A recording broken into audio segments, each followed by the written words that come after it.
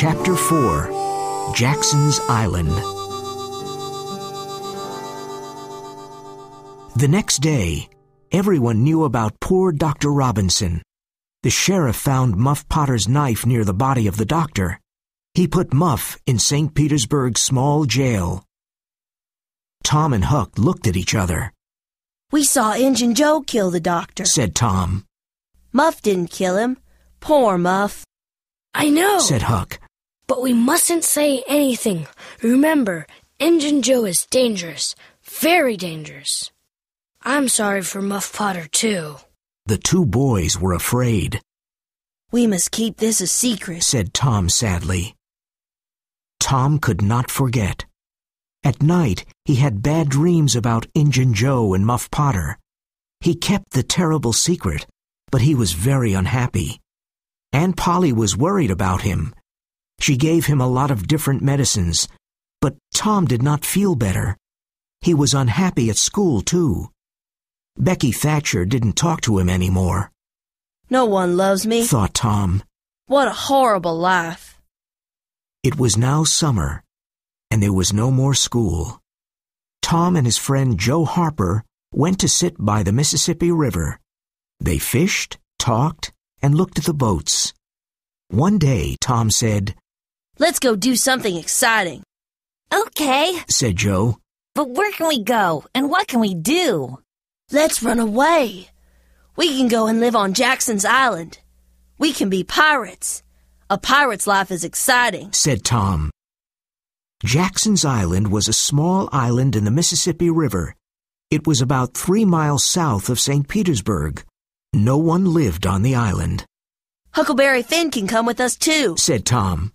"Remember, Joe, don't tell your mother, father, or anyone about our adventure. Go home and bring some food. We'll meet here at midnight." Tom and Joe were excited.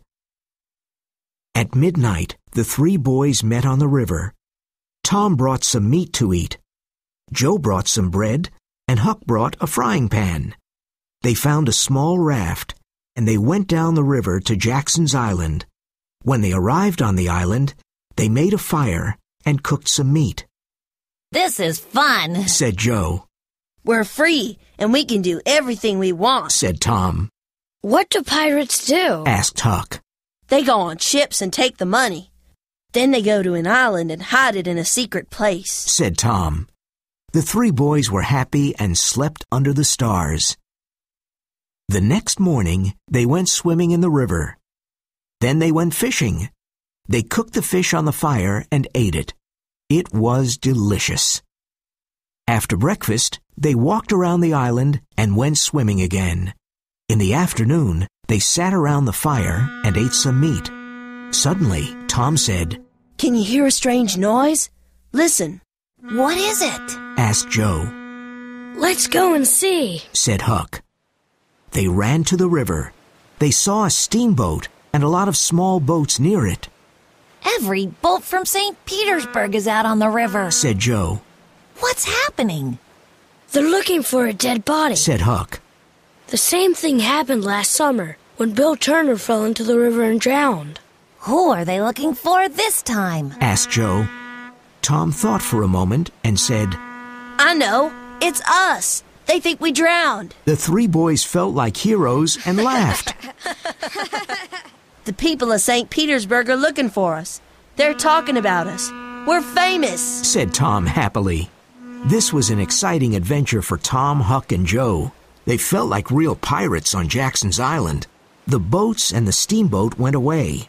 The boys went fishing again and had fish for dinner. Then they slept under the stars. But Tom could not sleep. The next morning, he wasn't there. "Where's Tom?" asked Joe. "I don't know," said Huck. After a few minutes, Huck said, "Look, Tom's swimming in the river. He's coming to the island." Tom told him his story. "Last night I couldn't sleep. I thought about Aunt Polly. So I went home, but no one saw me. I saw Aunt Polly and your mother, Joe.